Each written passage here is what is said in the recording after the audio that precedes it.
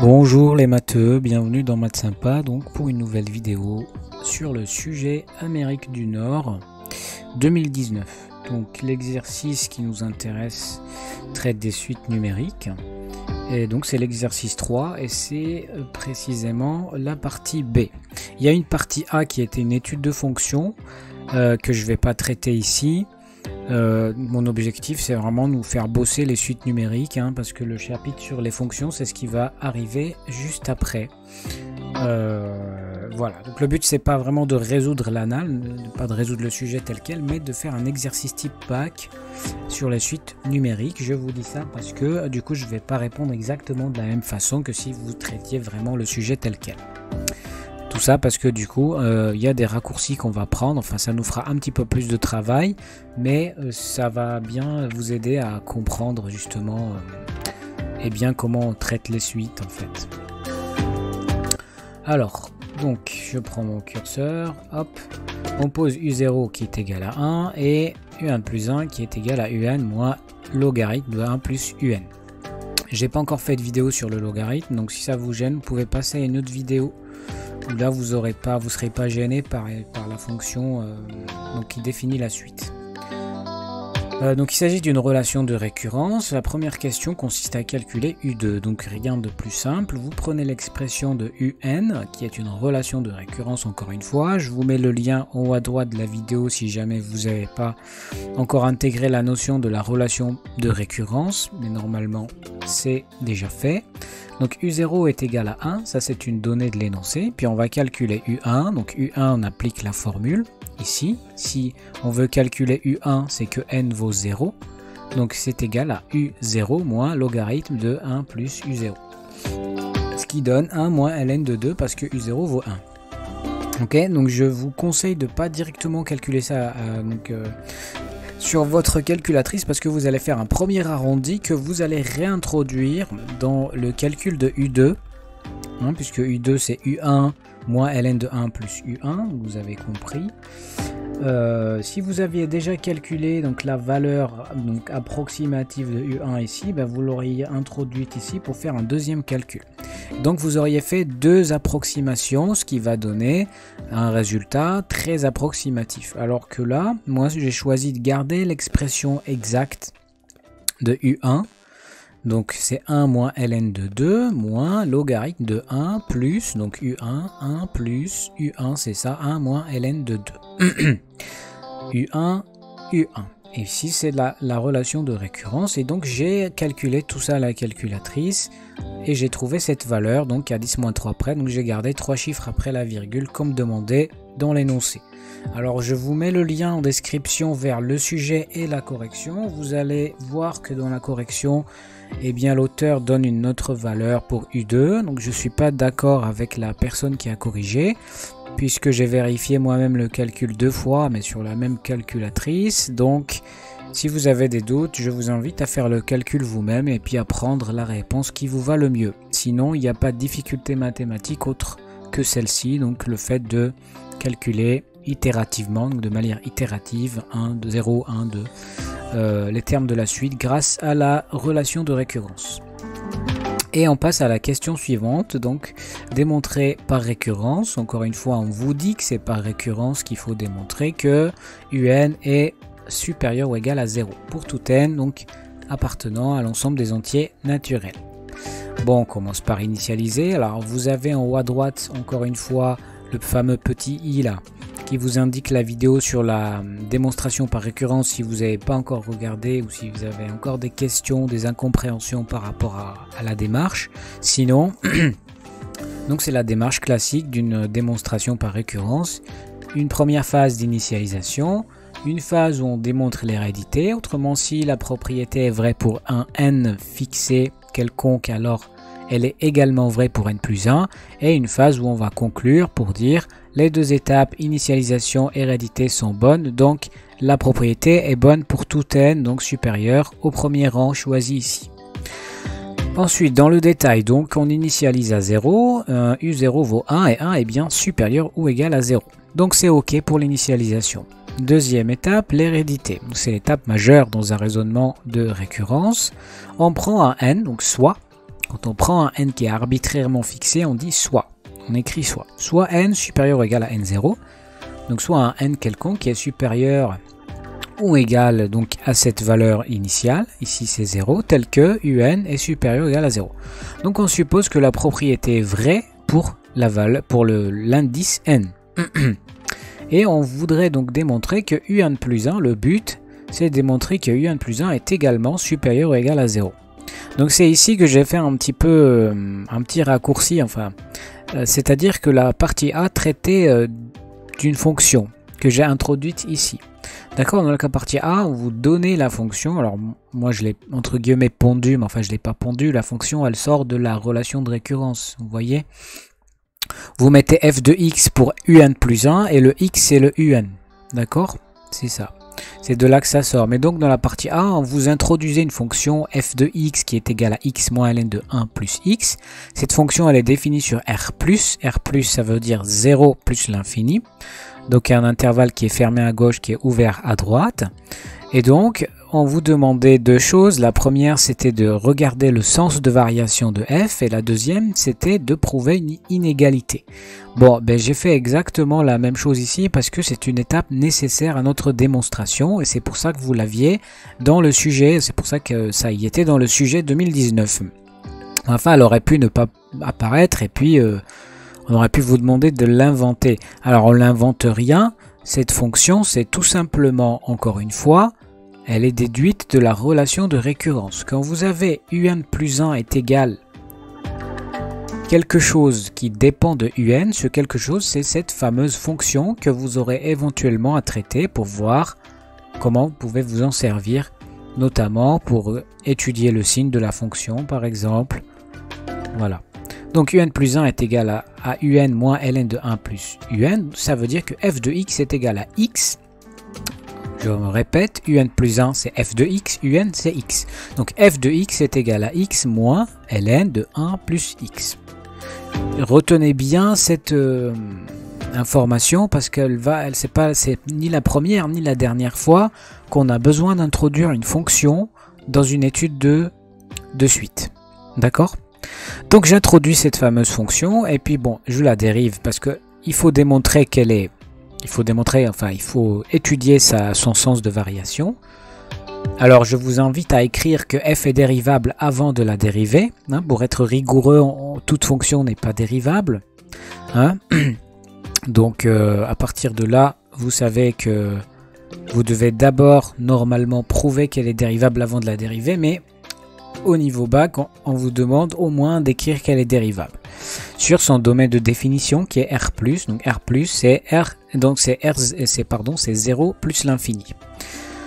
Alors je dérive ici rien de sorcier. Encore une fois, si vous n'avez pas bien étudié la fonction logarithme, cette partie elle va pas être simple. Donc moi j'ai pas fait encore de vidéo sur le logarithme. Mais donc pour dériver, alors en plus c'est une composition de fonctions, hein, c'est même pas ln de x, c'est ln de 1 plus x.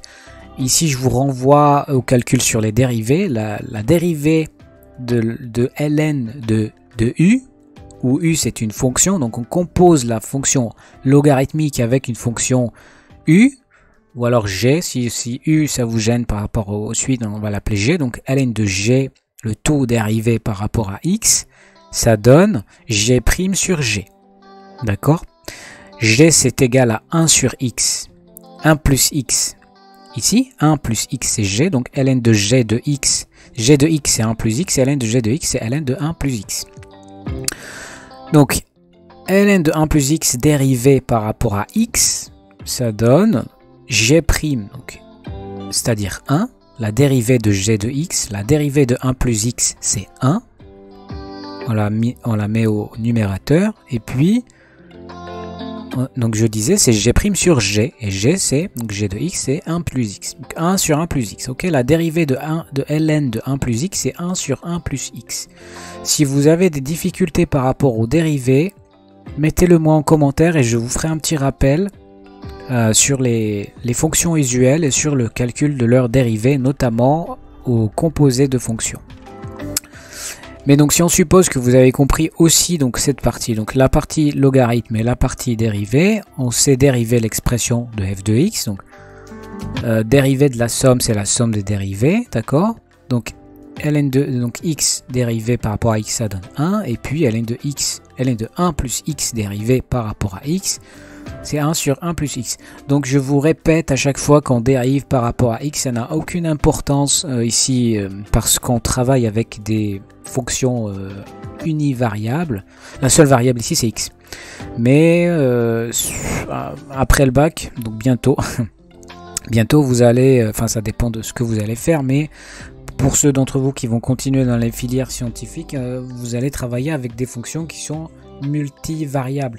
Vous aurez x, y, z par exemple, ou x et t, ou x, enfin voilà.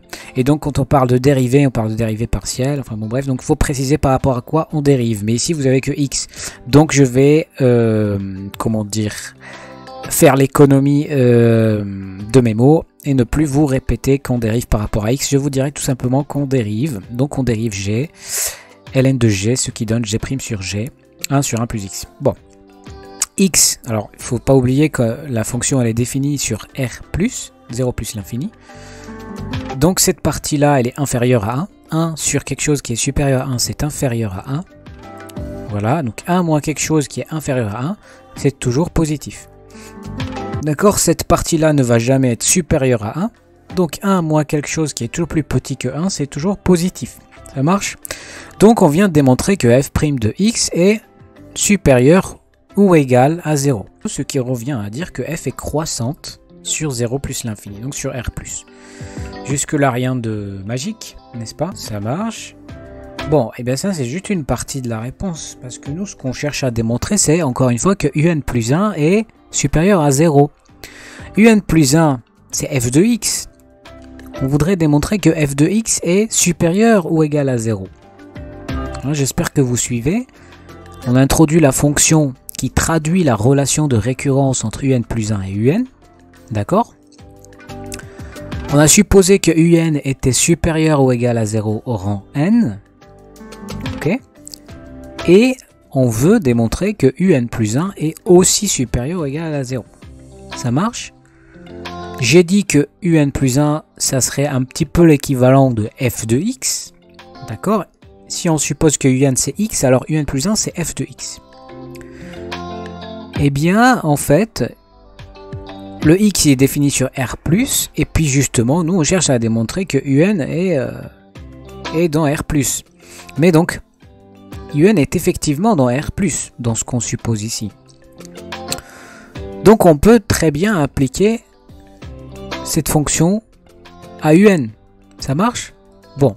Donc je viens de démontrer que f' est supérieur à 0, f est croissante. Si f elle est croissante sur r+, ça veut dire que sa valeur maximale, elle est pour x qui vaut 0. Si x vaut 0, et que la fonction ne fait que décroître, imaginez 0 c'est le point de départ et elle fait que décroître la fonction. Donc le maximum c'est à 0. Ça marche? Donc f de 0 c'est égal à combien? 0, ln de 1 ça vaut 0, 0 moins 0 ça donne 0, donc f de 0 c'est 0. Donc le maximum de cette fonction, le maximum de f, c'est 0. Le minimum, pardon, elle est croissante. Donc c'est une fonction qui fait que croître, pardon. La fonction ne fait que croître, ok, et elle commence à 0. Donc elle est supérieure à 0. On vient de démontrer que f de x, elle est supérieure à, toujours supérieure ou égale à 0. Ça marche? Or, f de x, c'est x moins ln de 1 plus x. Ça marche? Et si x moins ln de 1 plus x est supérieur ou égal à 0 pour tout x supérieur ou égal à 0, ça veut dire que un est également dans ce cas-là. Donc je remplace x par un, donc ça veut dire que un moins ln de 1 plus un est supérieur ou égal à 0, ce qui veut dire que un plus 1 est aussi supérieur ou égal à 0. Ok? Et ça on a pu l'appliquer parce qu'on a supposé que un était supérieur ou égal à 0. D'accord? On s'est mis dans le domaine de définition de f. C'est pour ça qu'on a pu faire ce passage-là. Le passage entre x et un ici, il est possible parce que on suppose que un fait partie de l'intervalle 0 plus l'infini. Ça marche? En fait, pour vous donner un petit résumé, on a démontré que pour tout x réel, d'accord, quand on parle d'une fonction, on est dans des domaines continus, donc on ne parle pas de suite dans un domaine continu, donc c'est des réels. Pour tout x réel compris entre 0 et plus l'infini, on a démontré que f était toujours positive. Pourquoi elle est toujours positive? Eh bien parce que elle est croissante et parce que f de 0 vaut 0. D'accord? F de 0, c'est le départ, c'est le tout premier point par rapport au domaine de définition de f, et elle fait que croître. Et f de 0, c'est 0. Donc, f est toujours supérieur à 0.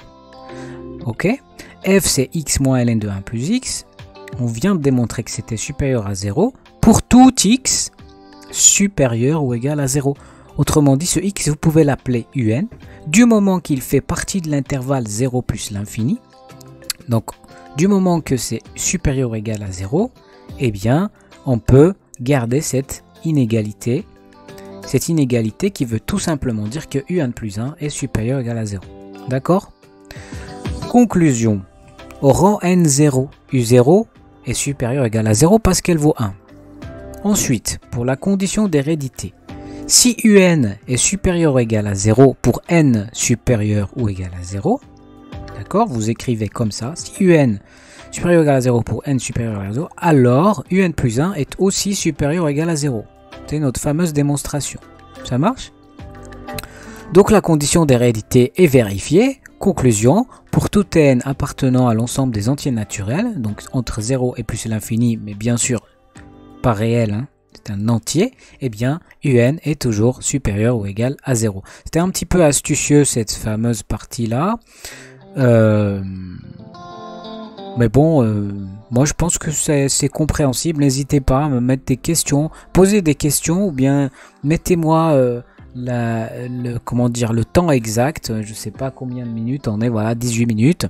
Mettez-moi par exemple 18, 2.22, j'ai pas compris telle chose, et puis je me ferai un plaisir soit de vous répondre, soit refaire carrément une vidéo pour vous expliquer les choses qui vous posent un problème.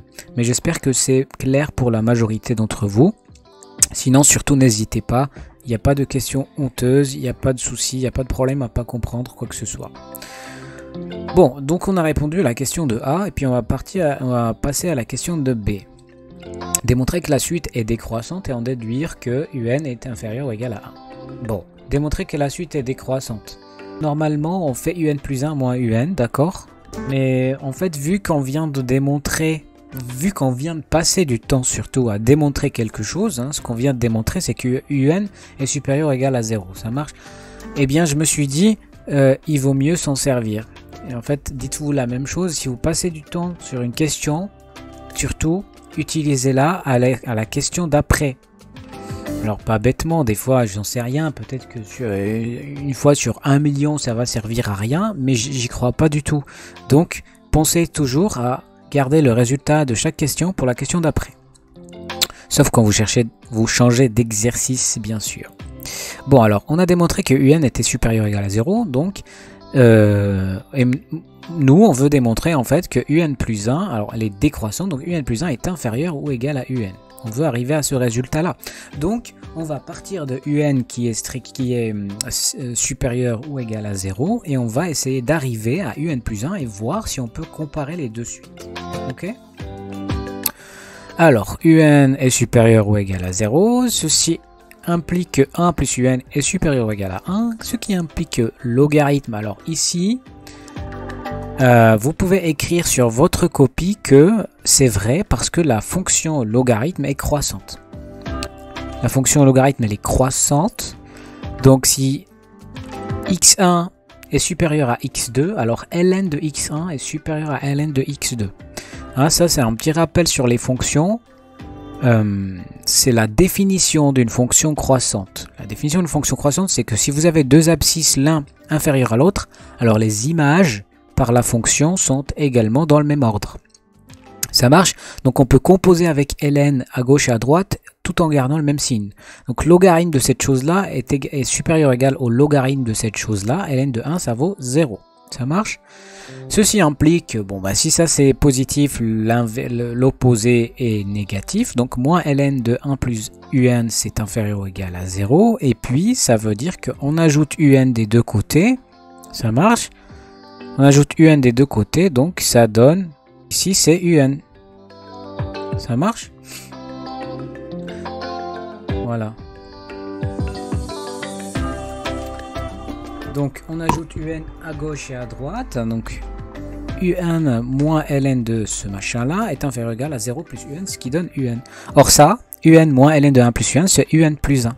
Ça, c'est un plus 1. Donc on vient de démontrer, hein, en partant du résultat de la question précédente, et tout en ajoutant des choses qui nous permettent en fait d'arriver à l'expression de un plus 1, on ne s'amuse pas à ajouter n'importe quoi, on est d'accord. Ici, on se rapproche petit à petit de l'expression de un plus 1. Quand on tombe dessus, eh bien, on trouve que un plus 1 est inférieur ou égal à un, ce qui est la définition exacte de, eh bien, un est une suite décroissante, et on a répondu à la première partie de la question. La deuxième partie, c'est en déduire que un est inférieur ou égal à 1. Bon. Donc, un est décroissante, bon, elle est aussi positive, donc ça c'est juste un petit rappel des résultats précédents. Eh bien, ça veut dire que, voilà, un elle est décroissante, et donc les termes, ils commencent à 0, et ils font que décroître. Donc la valeur U0 est maximale, on est d'accord. Si vous commencez à 1 et vous faites que décroître, ça veut dire que le maximum c'est 1. Et bien dire que le maximum c'est 1, ça veut dire que pour tout entier naturel n, un est inférieur ou égal à U0. Imaginez que ça c'est U0, ensuite tous les autres termes sont en dessous. Et bien pour tout n supérieur ou égal à 0, un est inférieur ou égal à U0 qui vaut 1. Et donc vous avez déjà cette partie. Et ça on le sait parce que un est décroissante. Ça marche? Voilà. Question C, montrer que la suite un est convergente. Alors ici, il n'y a pas grand chose à faire. Un, elle est bornée. Pourquoi elle est bornée? Parce qu'elle est supérieure ou égale à 0 et elle est aussi inférieure ou égale à 1. Deuxième point, un est monotone. Oui, parce qu'elle est décroissante.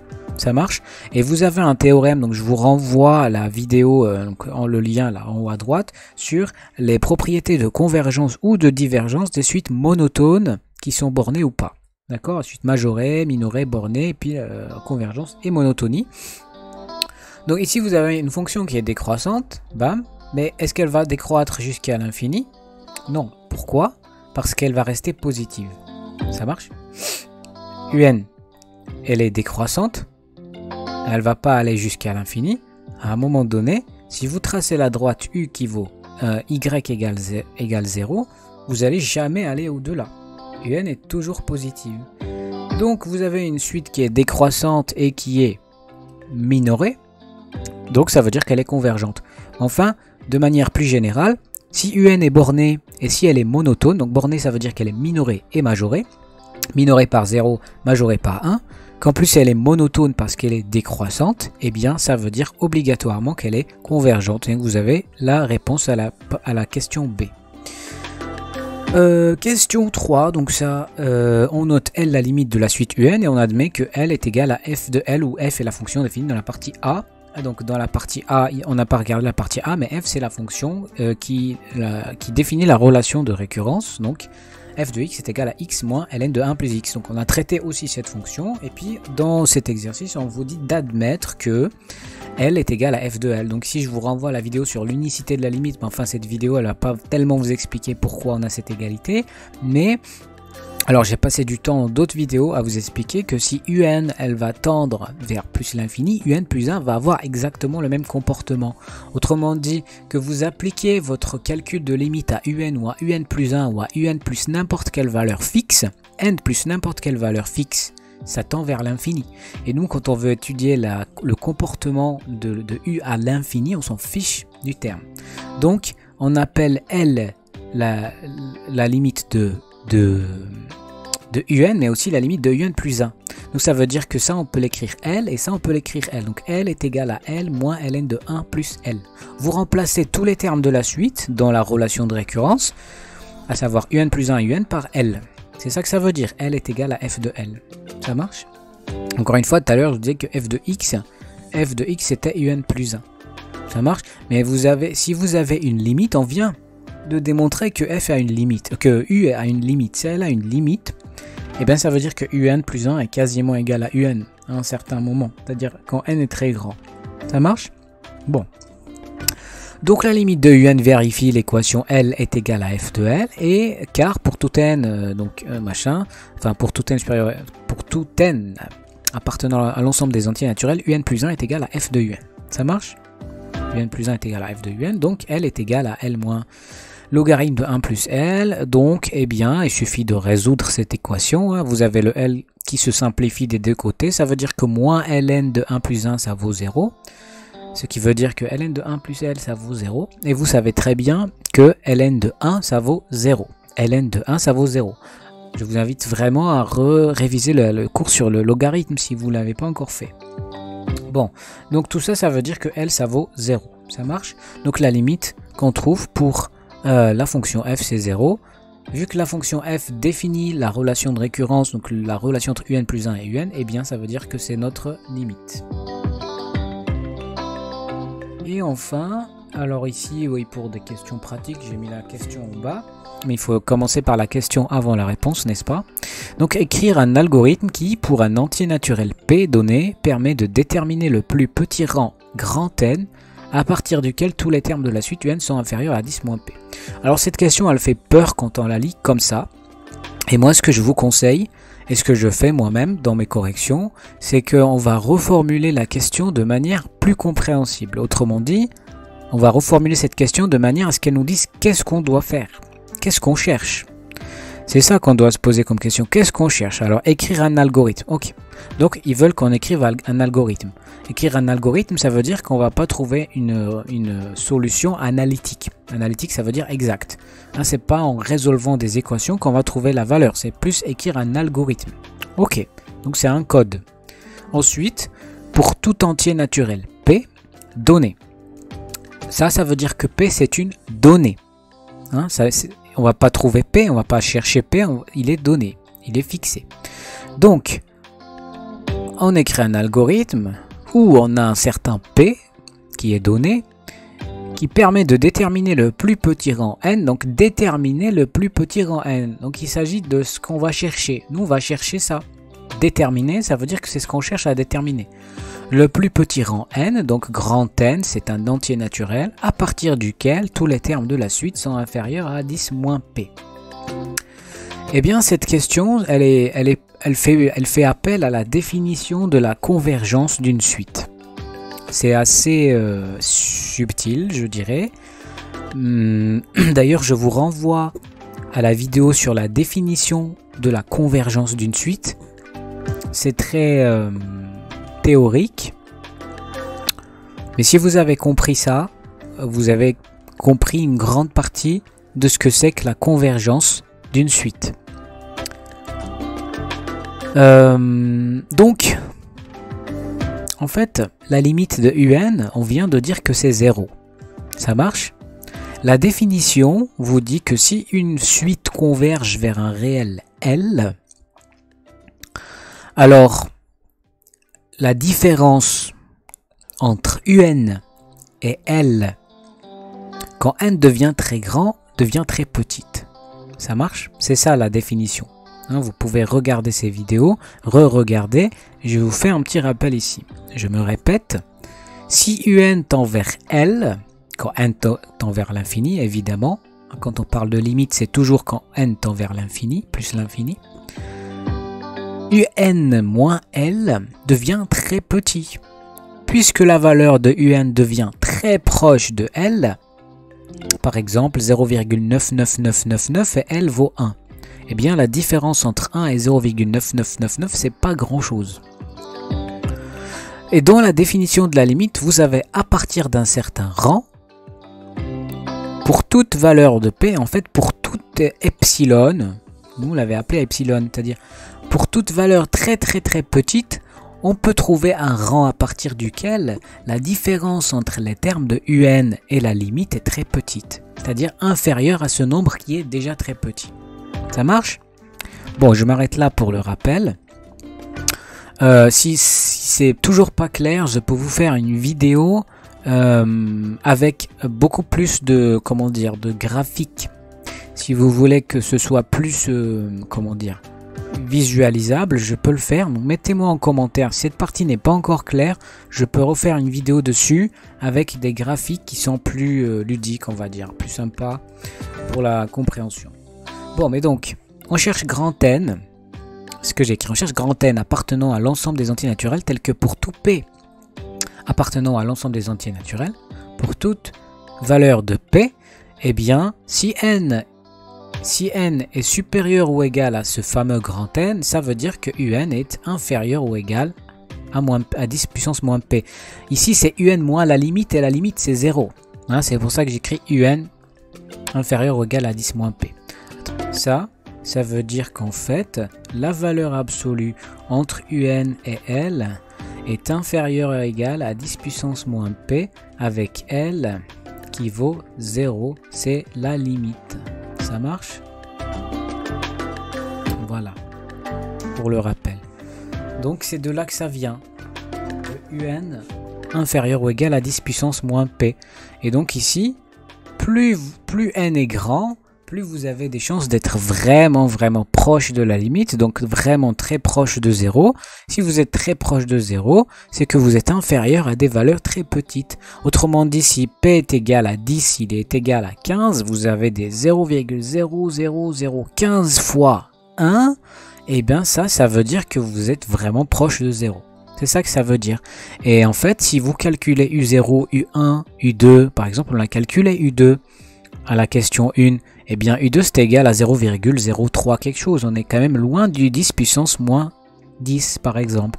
Donc on veut chercher le n à partir duquel on va pouvoir, à P fixé, trouver tous les termes qui sont inférieurs à 10 puissance moins P. Ça marche? Donc ça c'est une partie algorithmique. Donc on initialise. N c'est égal à 0. P c'est égal à la valeur souhaitée, hein, parce que P il est donné, encore une fois. Il fallait pas l'introduire comme inconnu ici. Il fallait bien comprendre que P c'est une donnée. Donc P par exemple ça peut être 10, ça peut être 5, ça peut être 15. Ça marche? Et vous avez U0. U0 c'est quand même ce qui nous permet de calculer les termes de la suite. Si on ne connaissait pas U0, on n'aurait pas pu calculer U1 ni U2. Hein, c'est ça une relation de récurrence. Et puis vient donc la boucle, c'est une boucle tant que. Tant que U est supérieur strict à 10 puissance moins P. Alors je vais vous faire un petit rappel sur les boucles while. Boucle while c'est tant que en français. Donc tant que vous avez une condition qui n'est pas à vérifier, vous continuez le calcul. Ça marche. Et puis dès que la condition, donc vous vérifiez cette condition à chaque itération. Une itération c'est quand on incrémente n, ça marche. Voilà.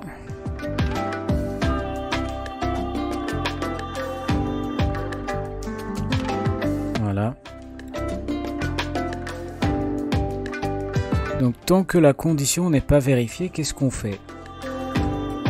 Eh bien, on va assigner. J'espère que vous êtes à l'aise avec le langage de la programmation. On va assigner une nouvelle valeur à U. Parce que on va pas, c'est pas une égalité, mathématiquement c'est faux. Vous pouvez pas écrire x égale x plus 1 ou x égale x, autre chose que x, d'accord? Mais assigner, ça veut dire recalculer, imaginons que ça c'est U0, ça c'est U1. Donc vous remplacez en fait U0 par U1 à chaque itération. Ensuite, vous incrémentez évidemment l'indice, parce qu'on a commencé à 0, mais il faut bien lui dire à l'algorithme que n a augmenté entre temps. Donc à chaque itération, on augmente de 1. C'est ça que ça veut dire n assigné n plus 1. Et donc on a une nouvelle valeur pour U. Cette valeur, elle va être comparée à 10 moins P. Ça marche? Donc elle va être comparée à 10 moins P. Et tant qu'elle est supérieure, on va continuer. C'est ça une boucle tant que. On va continuer à chaque fois, calculer U1, U2, U3, U4, U5. Et on va incrémenter. Donc pour U1 c'est 1, pour U2 c'est 2, pour U3 c'est U3, ça marche. Jusqu'à ce que la condition ne soit plus vérifiée. Une fois que cette condition n'est plus vérifiée, on dit à l'algorithme de s'arrêter. Fin. Donc ça va dépendre du langage de programmation que vous avez choisi. Et puis on va afficher n. Et ça, c'est la réponse donc à cette question. permet de déterminer le plus petit rang à partir duquel tous les termes donc, sont inférieurs à ça. Donc quand vous allez sortir de la boucle, ça voudra dire que U est inférieur ou égal à 10 puissance moins P avec le P que vous avez rentré. Donc ça c'est la partie juste écrite.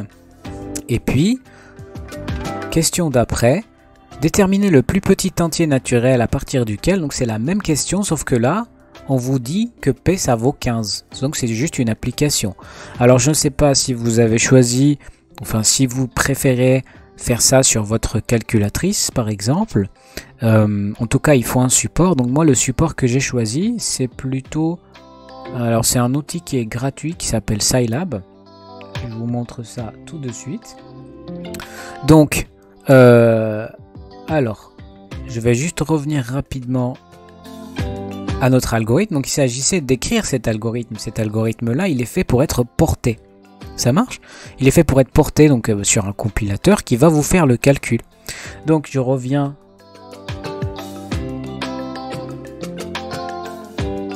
Voilà à mon écran. Donc ça c'est la... C'est Scilab, c'est le logiciel dont je vous parlais. Alors on va faire ça ici. Voilà. Alors, c'est exactement ce qu'on a écrit donc auparavant. On va initialiser U à 0. D'accord? Donc U ça vaut 1. N c'est 0. Donc, U0 vaut 1. N0 vaut 0. P vaut 15. Donc P vaut 15. La boucle tant que, eh bien, il n'y a pas un seul logiciel où on écrit tant que. Donc c'est en anglais, vous écrivez while. While, donc tant que U est supérieur strict à 10 puissance moins P, on va écrire la formule de récurrence. Donc U1 c'est égal à U0 moins ln de 1 plus U0. Évidemment on sait que c'est U c'est U0 parce qu'on l'a initialisé, mais ensuite on va incrémenter n. Donc ici par exemple on va calculer U1 et puis on va incrémenter n de 1. Voilà. Et on va boucler, boucler, boucler jusqu'à ce que cette condition ne soit plus vérifiée. Et ce que je demande à l'algorithme, eh bien, c'est de m'afficher n. N, c'est la fameuse itération à partir de laquelle, donc, comme on a vu dans la question, précédente, on cherche n tel que, donc les termes de la suite sont inférieurs à 10 puissance moins 15. Donc, voilà. Je cherche à trouver ce n et à trouver justement la valeur de u. Donc P ici est égal à 15. Si vous avez aussi besoin ou si vous avez envie d'apprendre à coder sur Scilab, vous pouvez aussi me le mettre en commentaire et je ferai une petite vidéo dessus. En fait, et puis si vous avez aussi des soucis pour alors moi j'appelle ça du calcul scientifique. Si vous avez du mal à coder, je peux faire des vidéos là-dessus. N'hésitez pas à me le demander en commentaire. Donc, je pense que pas mal d'entre vous utilisent Python. Alors, c'est pas plus compliqué Python, mais enfin c'est vous qui voyez. Si vous avez aussi besoin d'aide en Python, vous me mettez ça en commentaire. Moi, de toute façon, mon boulot c'est de coder, donc je fais quasiment que ça. Mais voilà, donc j'attendrai votre retour là-dessus pour voir si vous avez besoin d'aide ou pas. Sinon, donc je compile tout simplement ce fameux calcul et puis je sors une valeur. La valeur de n c'est 6. Donc lui, le logiciel, il me dit que il a fait ce calcul là et quand n vaut 6, un vaut 4,94 10 puissance moins 17. Et 10 puissance moins 17 c'est bien inférieur à 10 puissance moins 15. Ça marche? Donc si j'avais pris P qui était égal à 10 plutôt que 15 par exemple, je refais la compilation et là, U ce n'est plus 6, c'est 5. Donc au rang 5, la suite vaut 3,957 10 puissance moins 14. Ça marche? Donc P il était bien fixé, il est bien fixé, d'accord? Et la boucle elle nous dit à chaque fois donc quel est le terme à partir duquel tous les termes de la suite sont inférieurs à cette valeur 10 puissance moins P. Voilà, donc j'en ai fini pour cet exercice. D'ailleurs, on a répondu à toutes les questions. C'était pas un exercice très facile, je trouve. Mais voilà, j'espère que vous avez compris donc la majeure partie de ce qu'on a fait. Mettez-moi vos questions en commentaire. Alors j'attends dans vos commentaires. Alors d'abord, si vous avez compris, s'il y a une partie que vous voulez que je refasse, ou si vous avez une question particulière par rapport à la résolution de l'exercice. J'attends aussi de savoir si vous êtes à l'aise ou pas avec la fonction logarithmique. Si vous n'êtes pas à l'aise, eh bien je vais faire une vidéo dessus. Et j'insiste, pour tous ceux qui veulent faire alors soit des classes préparatoires, soit aller dans des filières un petit peu technologiques, j'ai envie de dire, vous aurez besoin de coder. Vous aurez absolument besoin de faire des calculs sur des logiciels dédiés. D'accord? Parce qu'en fait, qu'est-ce qui se passe dans les matières techno, c'est qu'on a pas mal de choses qui sont physiques. Dès qu'on est dans des choses qui sont physiques, on est dans l'approximation. Et quand on est dans l'approximation, ça veut dire qu'on a besoin de capacité de calcul. Donc ce n'est pas nous-mêmes qui faisons les calculs, c'est des logiciels avec des ordinateurs plutôt puissants. Et donc vous devez être capable de rentrer des équations, des choses comme ça. Donc surtout n'hésitez pas, que ce soit Python ou Scilab. Alors Scilab, c'est une version un petit peu gratuite de MATLAB qui est vachement utilisée donc en recherche, en fait, dans les domaines de la recherche. Et Python, c'est utilisé par tout le monde. C'est utilisé par des ingénieurs, enfin par tout le monde, développeurs. Mais donc c'est à vous de voir l'outil qui vous convient le plus, puis voir aussi ce qu'on vous demande. Donc au lycée, quoi. Si votre prof il veut que vous utilisiez Python, eh bien on va plus se focaliser sur Python, mais il faut être à jour par rapport au code. Voilà. Donc voilà, mettez-moi des petits pouces, mettez-moi vos commentaires, c'est important pour cet exercice, pour que je sache en fait où vous en êtes et pour que je puisse définir vos besoins et y répondre avec toute ma bonne volonté. Voilà, et puis partager. Je vous dis à très bientôt donc pour un autre exercice type bac, et puis ensuite bientôt je vais publier des vidéos sur les fonctions. Voilà, merci à vous et à bientôt.